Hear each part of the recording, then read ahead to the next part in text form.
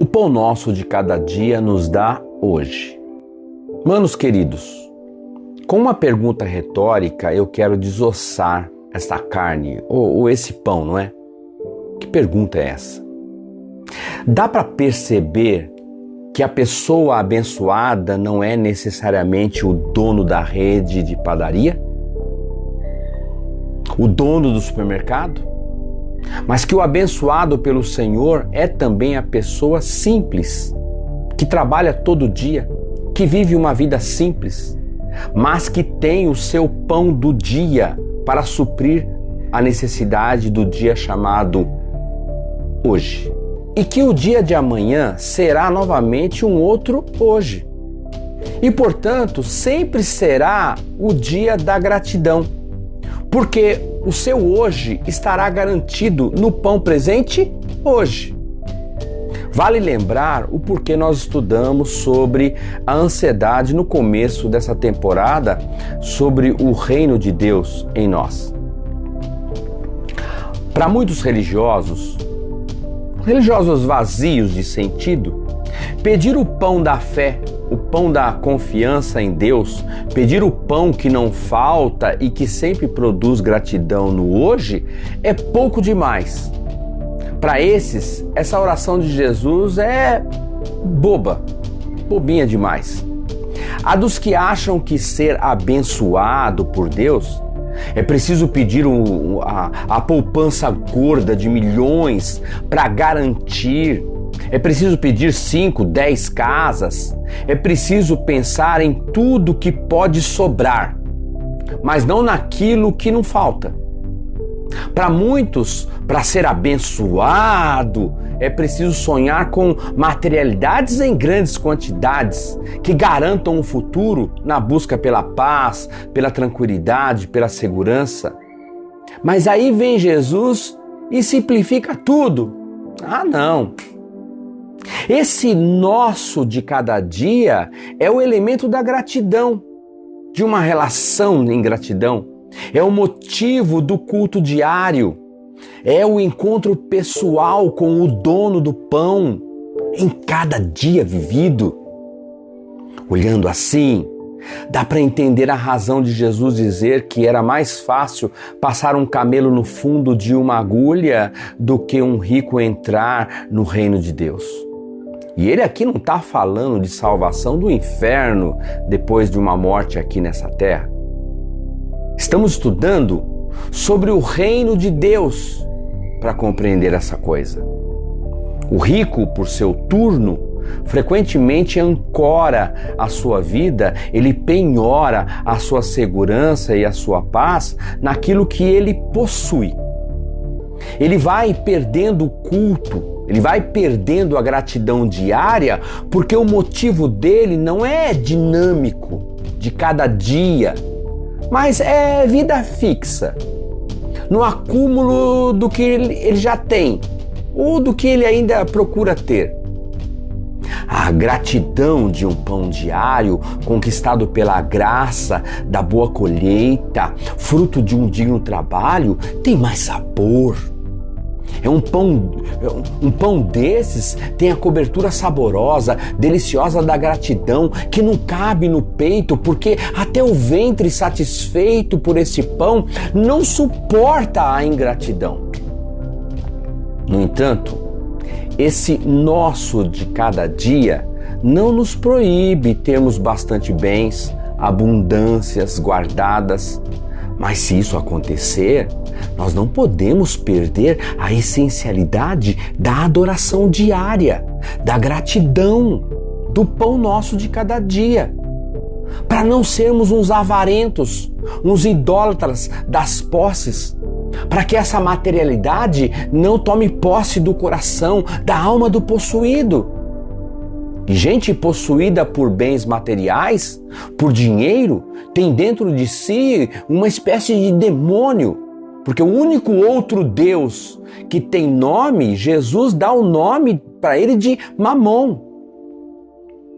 E para não ser um possuído por Mamon, precisa ser generoso, bondoso, gracioso. É gente que se enriquece ainda mais não sendo avarento.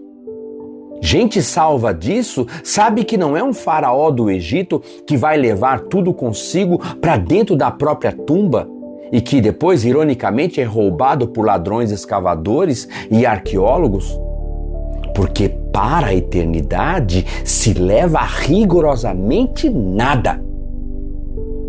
E notem que aquele que diz o pão nosso de cada dia nos dá hoje, é o mesmo que diz nem só de pão vive o homem, mas de toda palavra que sai da boca de Deus. O que vale pensar sobre o pão diário especial que nós precisamos também falar. Mas isso é um assunto para outro dia.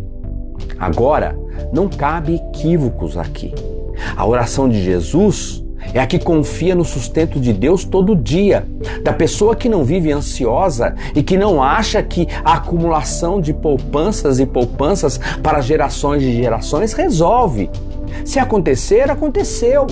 E se houver sabedoria, já vai usar aqui e agora, não como um devaneio, como consumismos e caprichos, mas para realizar o bem na sua casa e na vida de outras pessoas e onde você puder. O pão nosso de cada dia é uma declaração de confiança em Deus hoje. Vocês se lembram do maná, que era dado diariamente e não podia ser guardado para o outro dia, porque senão apodrecia, cheirava mal? Por que aquilo aconteceu por 40 anos no deserto diariamente sem falhar um dia? E o pão só parou como provisão diária assim que eles entraram na terra prometida. Josué 5:11-12 relata: comeram do fruto da terra no dia seguinte à Páscoa, pães asmos e cereais tostados. Comeram nesse mesmo dia. No dia imediato depois que comeram do produto da terra, cessou o maná. E não o tiveram mais os filhos de Israel, mas naquele ano comeram das novidades da terra de Canaã. Fabuloso! O povo, pela primeira vez, estava comendo do fruto da terra que manava leite e mel. O que chama a atenção no texto sagrado é que desde o dia que o povo comeu das novidades da terra de Canaã, Deus fez cessar o milagre do maná que caía do céu. Sobre isso, há algumas lições profundas aqui. A primeira, Deus não faz milagre quando nós podemos resolver a situação. Muitos literalmente estão esperando pão cair do céu, dinheiro cair do céu, quando Deus preparou já o terreno para a pessoa estudar, se preparar, trabalhar. Então não espere milagre quando as coisas que são necessárias para a resolução de problemas, Deus já colocou em suas mãos. Segunda coisa, o mesmo Deus que faz o maná cair do céu é o mesmo que abençoou e abençoa a nossa colheita, o nosso trabalho. Cessou o maná e não tiveram mais os filhos de Israel, mas naquele ano comeram das novidades da terra de Canaã. Notem esse mas no texto. O maná cessou, mas não a colheita. Deus abençoou a obra da mão dos israelitas. Deus jamais deixará o seu povo à mercê da sua própria sorte. Quando o impossível bater a porta, Deus fará o impossível. Agora, quando o possível estiver em suas mãos, Deus abençoará a obra das suas mãos. Deus continua realizando milagres, mas o que está em suas mãos, ao seu alcance, é da sua alçada. Quem sabe não chegou a hora de deixar de olhar para o céu esperando o maná cair e arregaçar as mangas e plantar com a semente de Deus, a semente que Deus já deu, na terra que Ele já preparou também? Agora, por que Deus parou de mandar o pão do céu? Teria Deus desistido do seu povo? Estava Deus amando menos aquele povo que Ele tirou das margens do rio Nilo, aquela terra Gósen, lugar fértil de abundância de alimentos? É preciso olhar atentamente para esse trecho da oração do Pai Nosso para não criarmos uma cultura de gente preguiçosa, de fé parasitária, pessoas que se acostumam no venha a mim, sem esforço compartilhado. Uma cultura que transfere responsabilidade única para os outros e até para Deus pode estar acontecendo. Até a nossa generosidade precisa ser sábia. Ajudar pessoas no sentido de socorro é um dom vocacional, é uma sabedoria também. Mas construir corações iníquos, sem mobilidade, sem trabalho, sem envolvimento com a semente, com o plantio e a colheita, é criar uma cultura condenada pela palavra de Deus. É estragar o processo de conversão à palavra de Deus. Querem ver o que a Bíblia diz sobre isso? Com o suor do teu rosto comerás o teu pão, até que voltes ao solo, pois da terra fostes formado, porque tu és pó e ao pó da terra retornarás. Gênesis 3,19. Mais um. Salmo 128, 1. Bem-aventurado aquele que teme ao Senhor e que anda nos seus caminhos, pois comerás do trabalho das tuas mãos, feliz serás e te irás bem.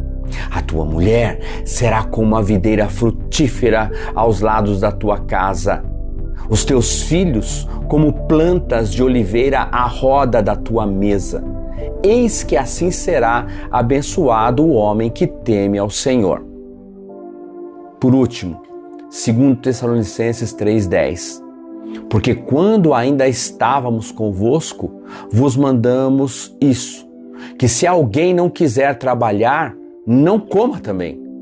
Porque ouvimos que alguns entre vós andam desordenadamente, não trabalhando, antes fazendo coisas vãs.